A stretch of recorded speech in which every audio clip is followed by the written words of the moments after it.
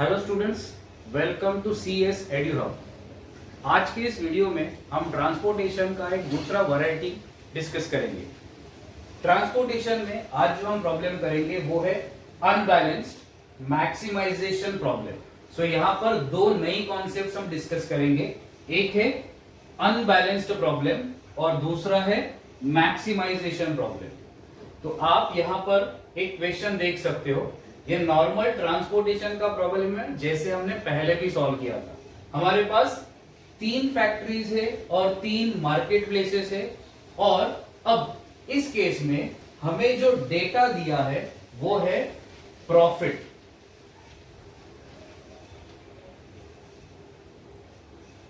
इसके पहले जो हमने सम सॉल्व किए थे उसमें था कॉस्ट का डेटा, बट यहां पर है प्रॉफिट का डेटा। तो ये बन जाता है max Z type of problem. Max Z मतलब मैक्सिमाइजेशन का प्रॉब्लम। तो यहां पर एक कॉन्सेप्ट है कि ये है मैक्सिमाइजेशन का प्रॉब्लम।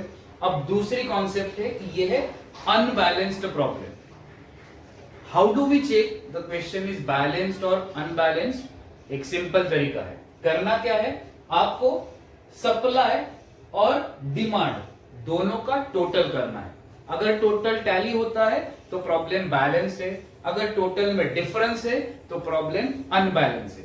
सो लेट्स से यहां पर डिमांड की अगर आप टोटल करो 50 plus 50 100 plus 40 is equal to 150। So demand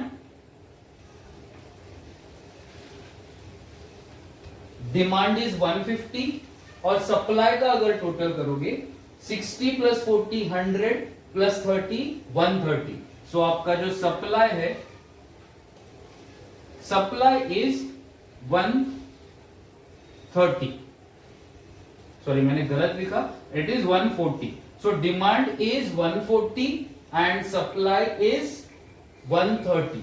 that means there is a difference. Demand is not equal to supply, hence it is unbalanced problem. Demand is not equal to supply.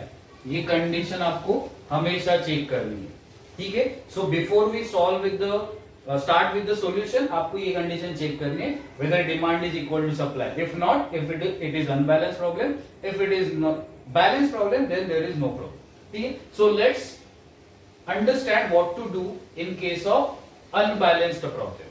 Demand is not equal to supply. So हमें करना क्या है, we have to make it a balanced problem. मतलब demand and supply को equal करना है। तो क्या करना है, डिमांड आपके पास 140 है, सप्लाई 130 है, तो सप्लाई कम है। सप्लाई में क्या करना होगा, हमें प्लस 10 करना है। If we add 10 units in supply, आपका डिमांड इक्वल टू सप्लाई हो जाएगा, प्रॉब्लम बैलेंस हो जाएगा। How to do that? तो उस चीज के लिए आपको सप्लाई में एक एक्स्ट्रा यूनिट की जरूरत है, ठीक है। तो सप्लाई कहां से आ रहा है, आपका फैक्ट्री से। देखो फैक्ट्री 1 का सप्लाई 40 था, तो आपके पास और एक फैक्ट्री होनी चाहिए जिसे आप 10 यूनिट्स एलोकेट कर पाओ, ठीक है। सो आपको एक नया टेबल बनाना है, ठीक है।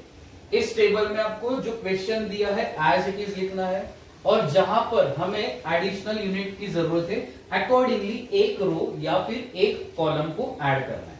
अब यहां पर हमें एडिशनल सप्लाई की जरूरत थी, तो सप्लाई साइड में हमने एक सेल को ऐड कर दिया, मतलब एक एंटायर रो को ऐड कर दिया। अगर डिमांड कम होता और सप्लाई ज्यादा होता, इन दैट केस हमें एक एडिशनल कॉलम की जरूरत पड़ी, ठीक है। सो यहां पर हमने एडिशनल रो ऐड किया है। इस रो को आपको एडिशनल 10 यूनिट्स देने, तो ऑलरेडी यहां पर 50 प्लस 50 140 है। अब सप्लाई को 140 बनाने के लिए आपको क्या चाहिए, एडिशनल 10 यूनिट्स चाहिए, ठीक है। सो ये एक सप्लाई साइड में आपने एडिशनल 10 यूनिट्स ऐड किए। अब ये जो नया रो आपने ऐड किया है, जो कि अब यहां पर ब्लैंक है, इसे आप कहोगे डमी।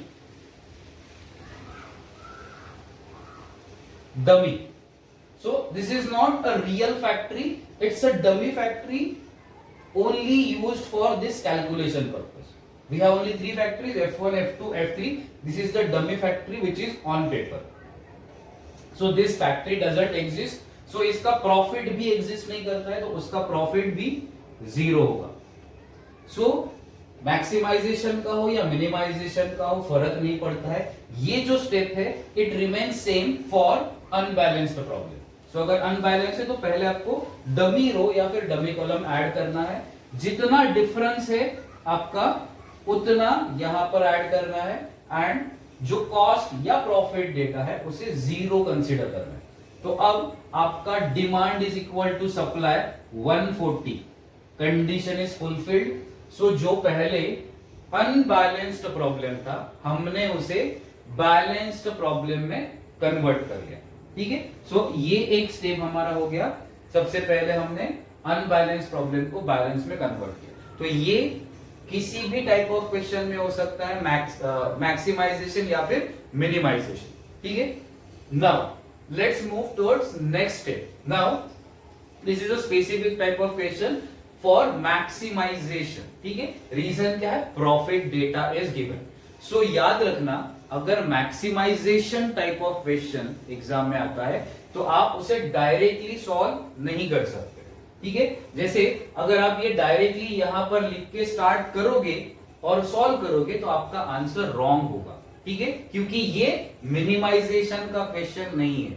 मिनिमाइजेशन होता तो डायरेक्टली हम डमी ऐड करते और फिर सॉल्यूशन स्टार्ट करते, बट ये मैक्सिमाइजेशन है तो यहां पर एक स्टेप आपको ऐड करना है।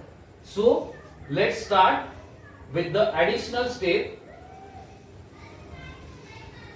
ठीक है। So you will have to prepare a new table, ठीक है। इस न्यू टेबल को आप कहोगे रिग्रेट मैट्रिक्स,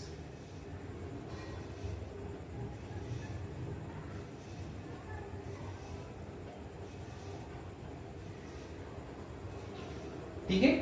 ये जो अब हम नया कैलकुलेशन नया टेबल में वैल्यूज लिख रहे हैं इसे आप कहोगे रिग्रेट मैट्रिक्स, ठीक है।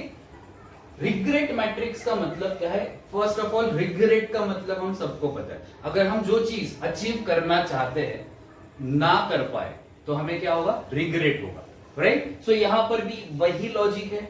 आपका क्वेश्चन क्या है, प्रॉफिट का डेटा दिया है, आपको प्रॉफिट को मैक्सिमाइज करना है। अगर आपको मैक्सिमम प्रॉफिट नहीं मिलेगा तो क्या होगा, आपको रिग्रेट होगा, ठीक है। सो हमें क्या करना है, इस जो प्रॉफिट का डेटा दिया इस सारे प्रॉफिट में से मैक्सिमम प्रॉफिट कौन सा है वो आइडेंटिफाई करना है, ठीक है। सो यहां पर देखो ये सारे वैल्यूज प्रॉफिट के, इसमें से maximum value is 18, right. 18 is the highest profit that you can achieve. Now अगर हम ये 18 का प्रॉफिट अचीव नहीं कर पाए तो क्या होगा, हमें रिग्रेट होगा, ठीक है। तो अगर मैंने ये 18 के बदले ये 10 वाले सेल में एलोकेशन किया तो मुझे जहां पर 18 रुपीज का प्रॉफिट होने वाला था मुझे क्या होगा, सिर्फ 10 रुपए का प्रॉफिट होगा, मतलब मेरा 8 रुपए का नुकसान हो जाएगा एक वे से। सो ये जो 8 रुपए का जो नुकसान है वही मेरा रिग्रेट होगा। सो रिग्रेट मैट्रिक्स में क्या करना है, जो मैक्सिमम प्रॉफिट आपको दिख रहा है उस मैक्सिमम प्रॉफिट में से सारे वैल्यूज को माइनस करना है और वो इस न्यू टेबल में लिखना है जिसे हम नाम देंगे रिग्रेट मैट्रिक्स। तो सिंपल कैलकुलेशन है, हाईएस्ट प्रॉफिट 18 रुपीज आइडेंटिफाई किया, अब 18 माइनस 12 जो भी आंसर होगा वो हम इस सेल में लिखेंगे। So 18 minus 12 answer is 6, then 18 minus 8 answer is 10। Logic क्या है कि अगर मैं यहां पर एलोकेट करूंगा तो मुझे 10 रुपीज का लॉस हो जाएगा, मेरा एडिशनल प्रॉफिट नहीं मिलेगा, तो वो मेरा रिग्रेट है।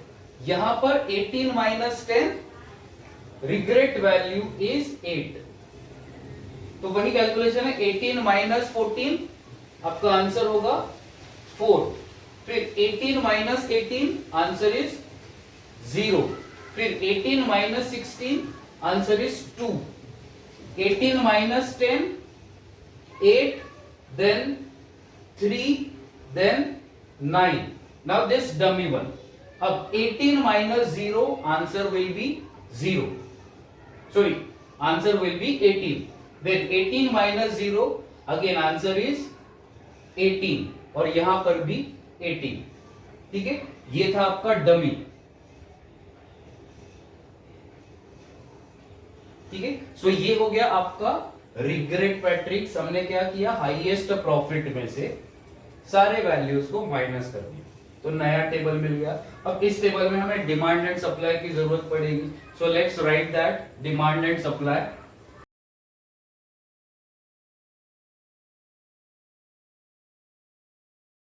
तो नाउ हमारा नया टेबल रेडी है. ये है हमारा रिग्रेट मैट्रिक्स. ठीक है, अब इसे हम मिनिमाइजेशन टाइप प्रॉब्लम जैसे ही सॉल्व करेंगे.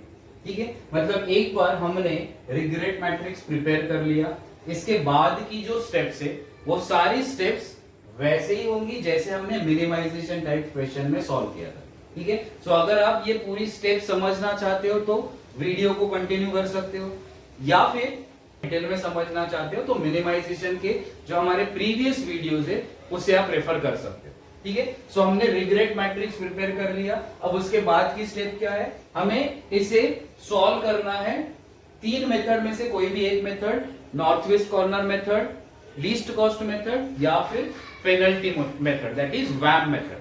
एज आई सेड, यूनिवर्सिटी में 99% स्कोप है कि university will ask for VAM method. ठीक है, तो वैम मेथड की आपकी प्रैक्टिस बहुत अच्छी होनी चाहिए. So let's solve this question with VAM method. अब यहां पर करना क्या है, आपको पेनल्टी कैलकुलेट करना है. ठीक है, पेनल्टी कैलकुलेट कैसे करना है, एक रो का पेनल्टी एंड कॉलम का penalty, P1 for each row and each column. Logic क्या है, अब ये मिनिमाइजेशन का ही क्वेश्चन जैसे सॉल्व करना है, तो हमें देखना है यहां पर आपको लीस्ट कॉस्ट क्या मिल रहा है. ठीक है, सो फर्स्ट कॉलम में least cost is 4, lowest value is 4. 4 के बाद lowest value is 6. So 4 and 6 दोनों का डिफरेंस कितना है, 2. तो आपका पेनल्टी हो गया 2. ठीक है, यहां पर लोएस्ट वैल्यू इज 0. 0 के बाद next value is 3. So penalty is 3. Then next column में lowest value is 2 and the next lowest value is 8. दोनों का डिफरेंस is 6. अब for each row same calculation करना है, तो फर्स्ट रो में देखोगे 6 is the lowest value. 6 के बाद next is 8. दोनों का डिफरेंस is 2. Then यहां पर lowest value is 0. Next to it is 2. So difference is 2. Here lowest value is 3. After that it is 8. 3 and 8 difference is 5. And here 18 minus 18 minus, so all values are same, so penalty is 0. So now we have calculated all the penalties. अब आपको करना क्या है, सारे penalties को एक साथ refer करना है. मतलब ये 2 3 4 5 6 7 टोटल 7 पेनल्टीज है. अब इन 7 पेनल्टीज में से हाईएस्ट पेनल्टी कौन सी है, हाईएस्ट पेनल्टी इज दिस 6.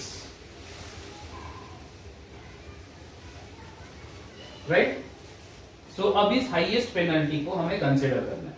ठीक है, सो हाईएस्ट पेनल्टी मतलब इस कॉलम को हमने सिलेक्ट कर लिया. अब इस कॉलम में हमें सेल को सिलेक्ट करना है. सो नेक्स्ट स्टेप सेल को सिलेक्ट करना. सो इस कॉलम में लीस्ट कॉस्ट सेल कौन सा है, ये 2 वाला.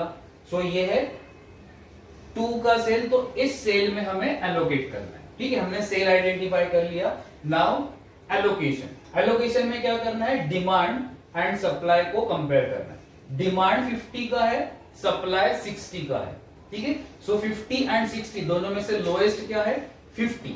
सो उतना यूनिट्स हम एलोकेट करेंगे. सो हमारा एलोकेशन इज 50 यूनिट्स.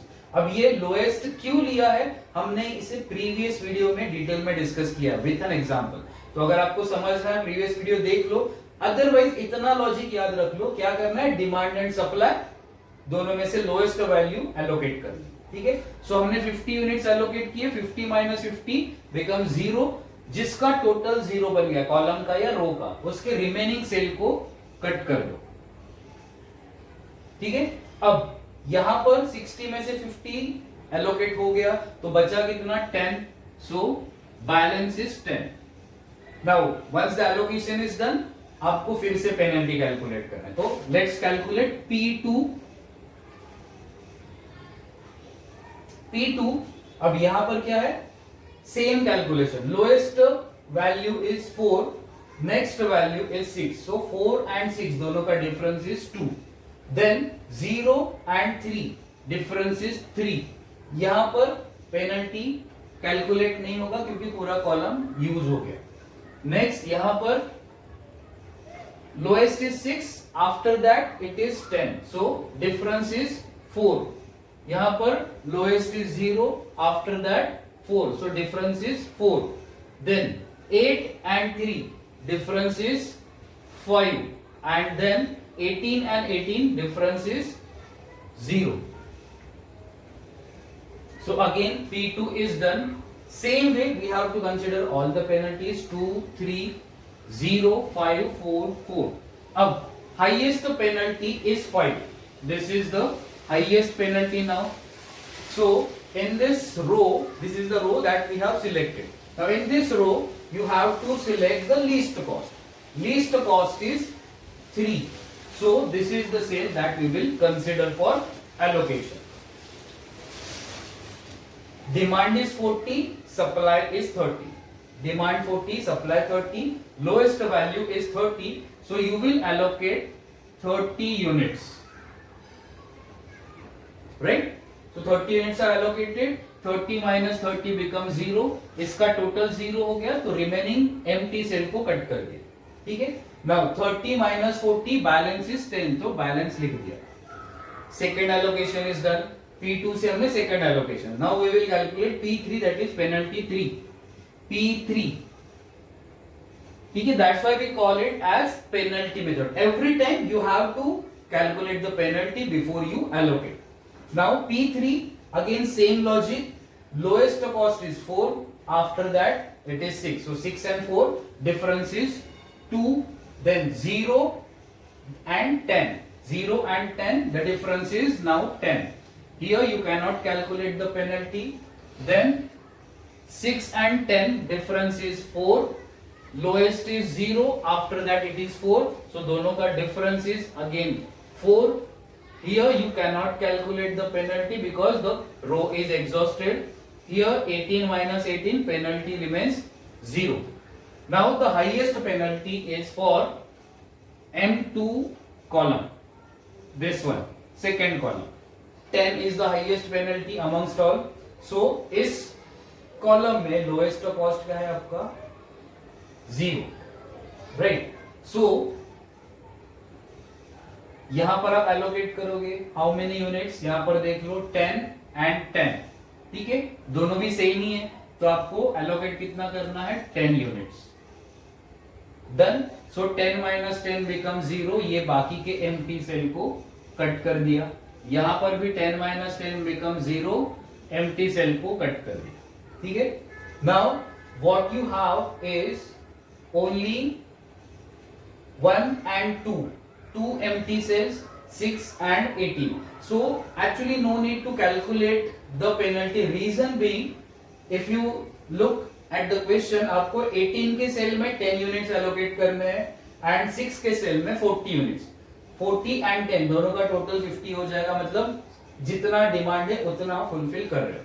तो पेनल्टी की अब जरूरत नहीं क्योंकि 2 ही सेल्स बचे हैं, ठीक है। तो यहां पर 40 एलोकेट कर दिया, 50 माइनस 40 बचा कितना 10, राइट। अब यहां पर 10 बचा है और डिमांड भी 10 है, डमी का भी सप्लाई 10 है, सो 10 एलोकेट हो गया, it is 0, this is 0, done. So allocation is done. Now I hope you have understood how to use WAM method in case of maximization problem. First step, you have to check whether the question is balanced or not. If it is not a balanced problem, you will have to convert it into balanced problem. मतलब क्या है, dummy रो को या dummy column को add करना है। After that, to convert maximization problem into minimization one, you need to prepare regret matrix. How do we do that? Highest profit को consider किया, उसमें से सारे वैल्यूज को माइनस किया. हाईएस्ट प्रॉफिट 18, उसमें से सारे values including the dummy one minus करके आपको जो भी वैल्यू आएगा उसे आप नया टेबल बनाओगे एंड यूजिंग दैट फिर आप वैम मेथड से एज यूजुअल सॉल्व करोगे. ठीक है.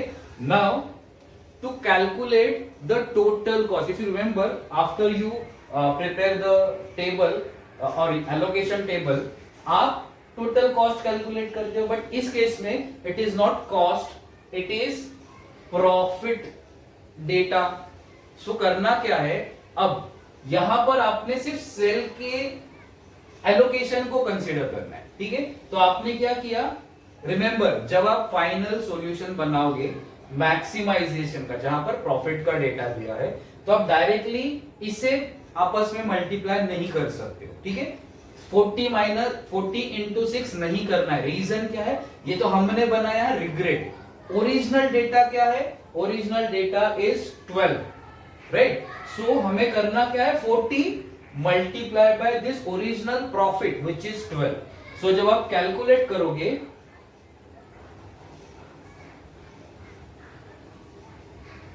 टोटल प्रॉफिट, तो करना क्या है, एलोकेशन यहां से यूज करना है, बट प्रॉफिट जो ओरिजिनल क्वेश्चन या आपने जो डमी के साथ लिखा हुआ क्वेश्चन है उसे यूज करो. ठीक है. So 40 total profit, total profit how do we calculate, allocation use करना है. 40 multiply by the original profit which is 12 plus next allocation 10 multiply by original value which is 18, then 50 units allocated and the original data is 16 plus 30 units into 15, then last one,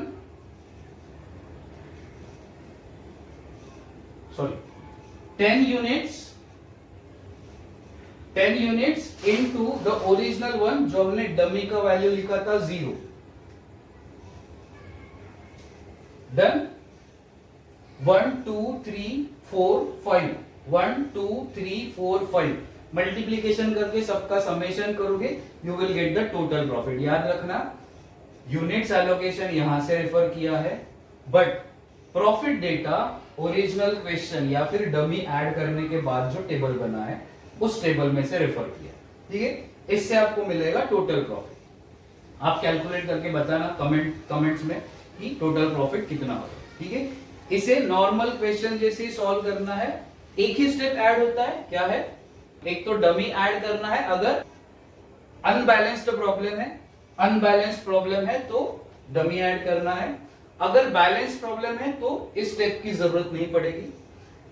maximisation होगा तो फिर regret matrix prepare करना है and फिर as usual solve करना है. In the end हमें original data use करना है along with the units allocated. I hope this video is useful for you. Next video में हम बात करेंगे नेक्स्ट टॉपिक की. तो आप मुझे कमेंट करके बता सकते हो कि आपको नेक्स्ट टॉपिक कौन सा चाहिए. सिंपलेक्स मेथड करना है, असाइनमेंट करना है, या फिर कोई और मेथड आपको लर्न करना है. आप कमेंट करके बताओ. I will try to make a video on that. ठीक है. तब तक आप इस प्रॉब्लम को अच्छे से समझिए, कैसे सॉल्व किया, स्टेप्स को अच्छे से याद रखना. All the best. Bye bye.